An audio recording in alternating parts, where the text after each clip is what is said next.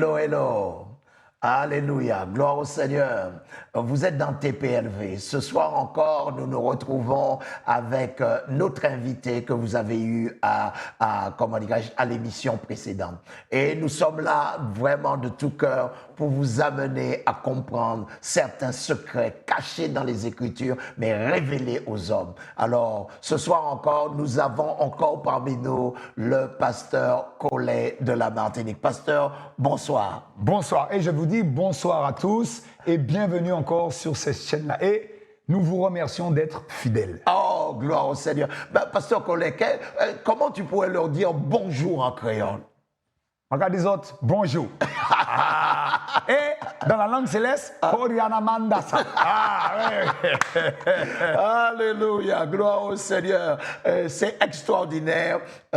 Voilà, TPLV reçoit des serviteurs de Dieu de partout, de tous les continents, et c'est quand même extraordinaire de pouvoir vous donner cette opportunité de bénéficier d'onctions rares. Et ça c'est extraordinaire. Pasteur Collet, à la dernière émission, on a parlé de la prière, du Saint-Esprit, de la consécration et de tout cela. Mais j'ai omis de te poser une question. Ta première rencontre avec le Saint-Esprit était comment? Alors, avec Jésus ou bien avec le Saint-Esprit? Avec le Saint-Esprit. Parce que vous savez que beaucoup de gens confondent. Quand il y a Dieu le Père, il y a Dieu le Fils et Dieu le Saint-Esprit. Si les gens sont doctrinalement bordés, ah oui, où c'est marqué, vous regardez Acte 5, il dit, vous avez menti à Dieu, au Saint-Esprit. Donc, Dieu le Saint-Esprit. Ma rencontre avec le Saint-Esprit, bon, c'est fait à travers un livre. On m'a parlé du Saint-Esprit comme une personne. Alors, j'ai lu et je me suis dit, mais Quel était le titre du livre? bonjour Saint-Esprit. Oh, bonjour Saint-Esprit de Bénin. Voilà. Oh, ok. Que Dieu bénisse cet homme, hein, même s'il y a des controverses. Vous savez, chaque personne a toujours un défaut. Vous savez pourquoi il y a un défaut? Afin que la gloire revienne à Dieu. À Dieu, oui. Parce que quand l'idole tombe, à ce moment-là, Jésus Dieu peut a la apparaître. gloire, oui. Donc, la Bible dit dans Jérémie 17, verset 5, ne mettez pas votre gloire dans les hommes, mais appuyez-vous sur Dieu. Donc, quand j'ai lu ce livre, eh bien, tout simplement, j'ai dit, bonjour Saint-Esprit. Et je me rappellerai toujours parce que j'avais commencé à vouloir avoir une vie de prière, donc je me levais le matin à 5 h du matin, pendant que tout le monde dort. Et j'ai dit, tiens, je vais changer, je vais dire bonjour Saint-Esprit. Et j'ai commencé à parler, et d'un seul coup, ce qui était marqué a commencé à se passer dans ma vie. J'ai commencé à sentir des choses. Et j'ai dit, ah! Et j'ai commencé à dialoguer, et au fur et à mesure, à avoir un dialogue et une communion. Et cette communion, une communion attirait une communion en permanence. Et tu t'es habitué avec la présence. Alors, ce que j'aimerais dire aux gens, Dieu prend toujours un exemple. C'est comme quand vous connaissez votre fiancé. C'est la relation. Dans Éphésiens 5, Jésus dit que l'Église, que l'homme et la femme est la même chose que l'Église et l'époux. Donc, on parle de communion. Et donc, au fur et à mesure que vous avez une fiancée, donc le premier rendez-vous, on n'a pas grand-chose à se dire. On est là, on est en train de s'observer. Tu aimes le bleu, tu aimes le rouge, tu bois du... On apprend à se connaître. Et au fur et à mesure qu'on fonctionne, on n'y a plus d'heure. On a commencé à prendre... Vous prenez votre téléphone, il est peut-être 10 h du soir. Il est 2 h du matin. Vous avez appelé cette personne, vous raccrochez avec peine parce qu'il faut dormir un peu. Et le lendemain matin, vous vous réveillez en pleine forme. Il y a des gens qui me disent, combien d'heures tu pries? J'ai dit, mais combien de temps quand tu es avec quelqu'un que tu aimes? Combien de temps tu passes avec lui? On ne regarde pas la montre. Si vous discutez avec quelqu'un et puis vous parlez avec votre fiancé et puis toutes les 5 minutes, elle regarde sa montre, ce n'est pas la fiancée. Non, c'est pas la fiancée. C'est pas la fiancée. Il n'y a pas d'amour. Il n'y a pas d'amour. Ouais. Mais quand on commence à s'entendre, quand on commence à découvrir quelque chose, il y a une communion. Le Saint-Esprit va commencer à nous enseigner qui est le Père. La Bible dit dans 1 Corinthiens 2, qui connaît le Père si ce n'est le Saint-Esprit? Il va commencer à nous enseigner à connaître notre Père spirituel. C'est lui qui nous enseigne qui est le Père et qui est Jésus. Ma question sur cela, mais qu'est-ce qui a fait que depuis ta conversion, as-tu eu des hausses et des bas dans ta vie spirituelle? Il y a toujours des hauts et des bas. Comment as-tu fait pour maîtriser tout cela et toujours avoir faim du Seigneur? Il y a une chose que j'aimerais expliquer aux gens. Le mot disciple, l'étymologie du mot disciple, c'est discipline. Et quand on est discipliné, moi j'ai appris la discipline parce que j'étais musicien professionnel et je suis quelqu'un de très discipliné. Donc, qui est la présence, qui est pas la présence, qui est que j'entende ou que j'entende pas, j'ai donné rendez-vous à Dieu, je suis là. Donc, il y a des moments de désert. Dans les moments de désert, ce que vous pouvez faire, vous pouvez lire la parole de Dieu. Mais sachez bien une chose, il y a un passage biblique, il faut toujours s'appuyer sur la parole de Dieu. Dieu dit dans Matthieu 28, « Je serai avec vous tous les jours. Tous les jours. Qu'il pleuve, qu'il neige, qu'il... La Bible n'a jamais dit, si mes poils se dressent, si j'ai senti une présence, il est là. Regardez, on est, pasteur Chebo, nous sommes tous les deux en train de parler des choses du royaume. Est-ce qu'on sent l'onction? Non. Mais on peut sentir, mais même si on ne sent pas l'onction. La Bible dit, quand deux d'entre vous s'accordent sur la terre pour demander, pour prier ensemble, pour être ensemble, Matthieu 18, il est là. Donc je sais qu'on est en train de parler, on ne parle pas de boutique, on ne parle pas des choses du monde, on parle de Dieu. Donc je sais qu'il est là. Donc à partir du moment que je sais que Dieu est là, je parle, je suis là et j'attends. Tu t'es discipliné à écouter le Saint-Esprit et à t'habituer à savoir qu'il était toujours là. Oui. À n'importe quel moment de ta vie. Oui. Mais tu vois, j'aimerais aussi que les téléspectateurs sachent que dans la vie de tous les jours d'un homme, d'une femme de Dieu ou même d'un chrétien lambda, il y a des temps difficiles, des temps de sécheresse. Oui. Mais dans ces temps de sécheresse-là, il faut absolument utiliser sa propre volonté pour chercher Dieu. Continuer de chercher Toujours. Dieu. Continuellement. Alors, il y a une chose qui est très extraordinaire qui est dans Exode 24. Dieu invite Moïse à monter sur la montagne. Donc, Moïse reçoit une invitation personnelle de Dieu. Dieu t'a envoyé un ticket d'invitation. Moïse monte sur la montagne et la Bible dit que pendant 6 jours, tu es invité, mais tu arrives dans la maison, où est le propriétaire? Pendant 6 jours, Dieu ne parle pas. Dieu n'est pas présent. Oh. La majorité des hommes, au bout d'un jour, auraient dit « Je me suis trompé. Non, je me suis trompé de direction. Il est déjà descendu de la montagne. » 6 veut dire quoi? 6, c'est le chiffre de l'homme. Ça veut dire « Fais ton possible chaque jour. » Dieu a dit « Invoquez-moi et je vous répondrai. » Mais il n'a jamais dit, il a dit quand tu l'invoques, il te répond. Mais il n'a jamais dit quand il va te répondre. Il n'a jamais dit quand. Et la Bible dit que le 7e jour, la nuée est venue et Dieu commença à parler à Moïse. 7 est le chiffre de Dieu. Donc ça veut dire que ce n'est pas toi qui décides quand Dieu doit parler, mais c'est toi. Tu as fait ton possible. Je vais raconter une petite anecdote. J'avais lu dans un livre, c'était Osborne. Ils avaient jeûné 3 jours pour rencontrer Jésus. Alors vous êtes quand vous êtes jeune, et j'ai dit, ben, avec ma femme, on veut rencontrer Jésus. On a fait un jeûne de 3 jours. Et au bout de 2 jours, on s'est dit non, finalement, on a dû se tromper, on ne ressent rien. Et on a acheté une pizza. Et au moment où on mangeait la pizza, il y a une gloire qui a paru dans la maison. Le Seigneur nous visitait. Et j'ai appris une grande leçon. Ce n'est pas vous qui décidez quand il doit venir. J'avais presque l'olive sur la dent. J'avais cassé le jeûne. C'est pas parce que j'ai jeûné. C'est pas parce que. Mais il a vu mon intention. Mais il voulait m'enseigner. Il voulait une grande leçon. Ce n'est pas moi qui lance l'invitation. C'est lui. Il est souverain. Il est souverain. Il vient quand il veut. Il veut quand il veut. Ouais, il vient quand il veut. Et c'est surtout cela qui doit être enseigné. La discipline pour la recherche de Dieu. Et tu sais, dans Luc 18, Jésus dit prier sans cesse. C'est ça. Et ne point se relâcher. Même si tu es découragé, tu continues de prier. Il prie. Tu continues de chercher la face de Dieu. Même quand tu n'as pas la réponse. Daniel 9, Daniel 10, Dieu a dit, depuis le jour que tu as eu à cœur de t'humilier. Ça, c'est extraordinaire. Au moment où tu descends dans la prière, Dieu a dit, j'ai entendu. Est-ce que Daniel a eu la réponse? Non.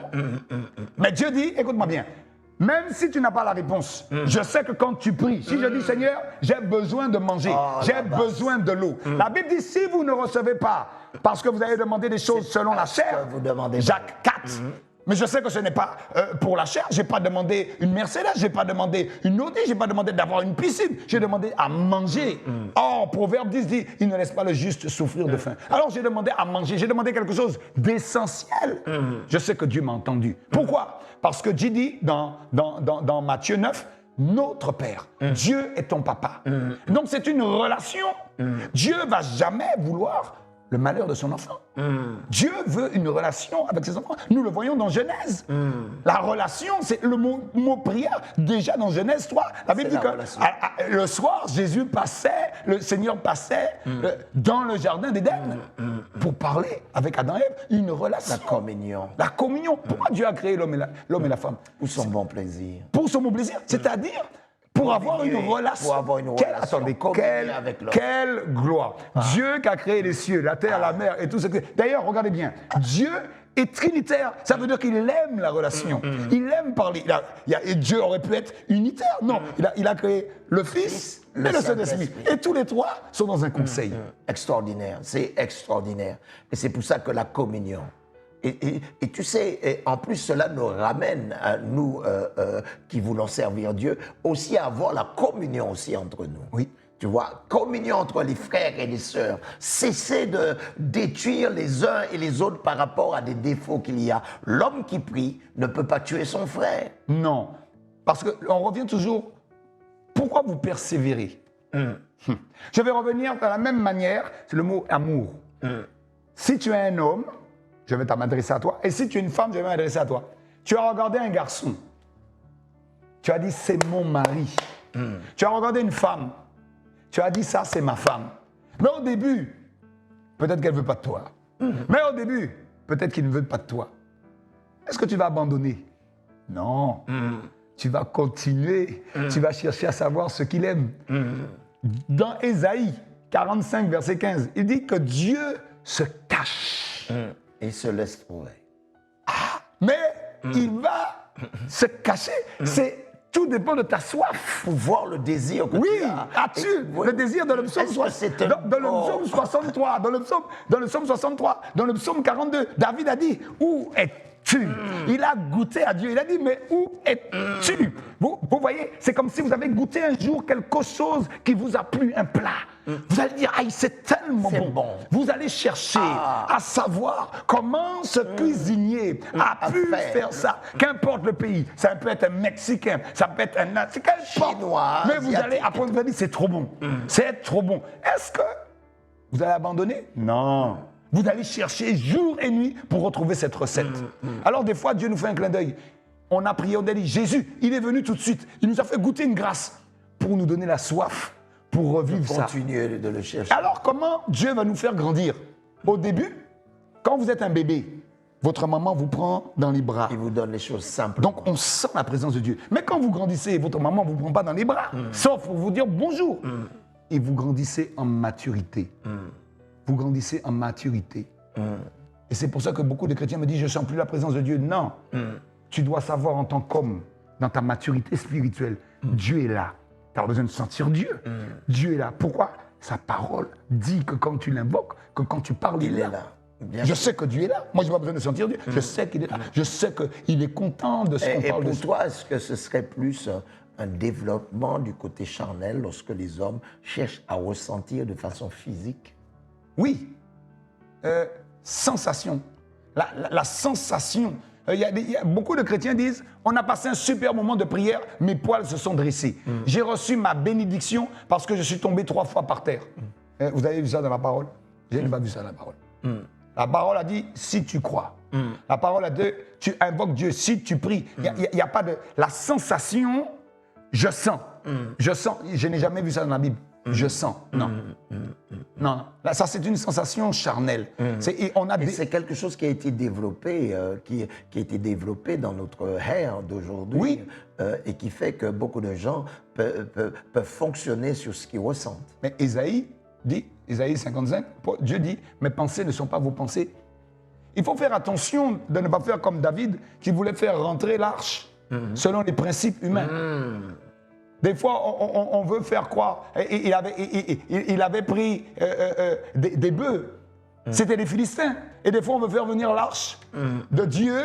Accompagné d'un Uza qui veut... Et Uza est le symbole de la main de l'homme. Quand la main de l'homme vient sur les choses de Dieu, alors il y a la mort, l'onction par le Saint-Esprit part. Et alors il a dit, dans 1 Chronique 15, il a dit, parce que je ne l'ai pas cherché selon la loi de Dieu. Usa est mort. Et donc il a dit, j'ai fait revenir les Lévites, j'ai fait revenir ça. C'est pour ça que dans Proverbe 22, il a dit, ne déplacez pas les bornes anciennes. Il faut que les jeunes, il faut qu'on replace la parole de Dieu sur ce qui a été. On ne déplace pas les bornes anciennes. On ne déplace pas ce qui. Il y a des choses qu'on ne doit pas déplacer. Non. Les fondements. Les fondements. Oui, bien sûr. Je n'ai jamais vu Moïse dire Dieu est là parce que je sens. Je n'ai jamais vu Élie, ni Jésus même. C'est un terme moderne. Non, c'est un terme charnel. Moderne et je charnel. sens, j'ai besoin de sentir. Absolument. Non. Absolument. Et ce qui a amené l'homme à beaucoup de dérives. Vous avez des gens aujourd'hui, parce que la plupart des pasteurs, 99,9% des pasteurs disent que des gens sont venus leur voir pour leur dire que je sens qu'il faut que je quitte ton église, je sens qu'il faut que... Je sens, sans instruction. Que peux-tu dire de ça? On ne quitte jamais un endroit par... comme ça. Quelque chose s'est passé et vous quittez. On quitte un endroit par direction. Vous êtes dans un travail, vous êtes dans une église, on vous persécute. Le diable joue comme le billard. Il veut t'amener dans le trou, alors il tape la petite boule jusqu'à ce que dans le... Donc, un frère ou même le pasteur ou même quelque chose peut te décevoir. Oui, mais est-ce que Dieu t'a dit de quitter? Il t'a pas dit de quitter. Alors pourquoi tu quittes? C'est pas parce que y a une période sèche que les orangers du sud vont aller dans le nord. Ils sont plantés dans le sud. Et elle est belle celle-là. Non, mais ils ne vont pas quitter, ils vont dire hey, c'est temps-ci, il y a une sécheresse. Donc ils se déracinent. Mais d'où vient ce phénomène? L'homme. Parce que l'homme n'aime. Alors voilà, il n'aime pas le mot souffrir, le mot payer le prix, le mot écouter Dieu, être à la direction de Dieu. Oh, Isa. Donc on quitte pas par circonstance, on ne quitte jamais un lieu par circonstance, mais par direction. Dieu me conduit à aller là. Mais quand quelqu'un vient me voir me dire, je sens, j'ai dit déjà le mot sang est charnel. Maintenant tu me dis Dieu m'a dit. C'est déjà différent. Mais dans les Dieu m'a dit, parce qu'on en a tellement entendu, oui. Quelqu'un vous dit que Dieu m'a dit en janvier, et puis Dieu a changé d'avis en mars. Est-ce que c'est la culture de Dieu de changer en Alors, ça veut dire qu'il y a des saisons. Je donne un exemple. Si Dieu t'a amené dans mon église, d'accord, il y a une saison, il y a des églises de saison. Ça veut dire que la pépinière, et puis après, le champ. Mais tu n'es même pas passé dans la période pépinière, c'est-à-dire que ta graine est en train de pousser et tu me dis, Dieu m'a dit de changer. Mais tu es venu dans mon église pour un changement de paradigme. Mais le paradigme n'a pas eu lieu. Pourquoi tu changes? Qu'est-ce qui arrive à ces gens-là plus tard? Ils tournent en rond. D'après l'expérience que tu as eue. C'est le désert. J'ai rencontré beaucoup de gens comme ça. Ils m'ont dit, Dieu m'a conduit et parce que ici, ceci. Alors, il y a des gens aussi qui bougent parce que la parole les dérange. Il y a des gens, je leur dis, non, ce n'est pas la direction de Dieu. Alors, ils me disent, je vais ailleurs. Il y a des gens, des fois, on les corrige. On les corrige comme un père. On leur dit, non, ne fais pas ça. Alors, ils vont dans l'autre église qui vont accepter leur péché.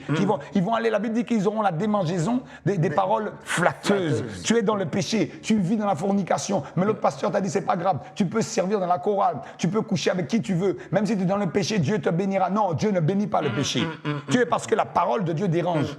Mais comment apporter une correction à cette attitude de déplacement que j'appelle l'immigration, puisque ça se passe à travers le monde entier. Oui. Et nous avons grandi dans des endroits stables. Nos fondements sont des fondements véritablement stables. Et jusqu'à aujourd'hui, cher pasteur Collet, dans une école biblique où nous étions presque 250 à 300, nous sommes très peu à être devenus des serviteurs de Dieu. Matthieu 22 dit, beaucoup d'appelés, mais peu d'élus. Et vous savez, dans Éphésiens 4, il dit que Dieu veut amener les 5 ministères pour enseigner, pour fortifier, afin que le corps de Christ soit stable, mais pas ballotté à tout vent de doctrine. Tu vas dans une église, on te dit, lorsque tu lèves les mains, tu es béni. L'autre te dit, lorsque tu croises les bras, tu es béni. Tout vent de doctrine. Le problème qu'il y a des gens instables, c'est un manque de maturité spirituelle. Ils en sont toujours au lait. Donc, ils n'ont pas encore pris conscience d'être enracinés, d'être assis.